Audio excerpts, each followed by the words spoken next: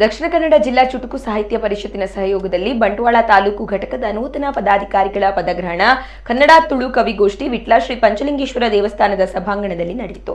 ವಿಟ್ಲ ಬಂಗಾರು ಅರಸರು ಕಾರ್ಯಕ್ರಮ ಉದ್ಘಾಟಿಸಿದರು. ದಕ್ಷಿಣ ಕನ್ನಡ ಜಿಲ್ಲಾ ಚುಟುಕು ಸಾಹಿತ್ಯ ಪರಿಷತ್ತಿನ ಅಧ್ಯಕ್ಷ ಹರೀಶ್ ಸುಲಾಯ ಒಡಂಬೆಟ್ಟು ಅಧ್ಯಕ್ಷತೆಯನ್ನ ವಹಿಸಿ ಬಂಟ್ವಾಳ ತಾಲೂಕು ಘಟಕದ ನೂತನ ಪದಾಧಿಕಾರಿಗಳಿಗೆ ಪದಗ್ರಹಣ ನೆರವೇರಿಸಿದರು.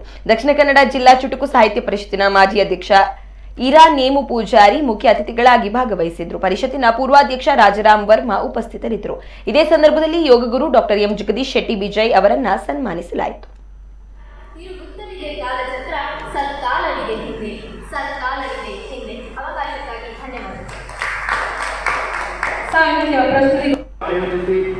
ಯೋಗ ಗುರುಗಳಾಗಿ ಮಹತ್ತರ ಸಾಧನೆಯನ್ನುಗೈದಿದ್ದೀರಿ.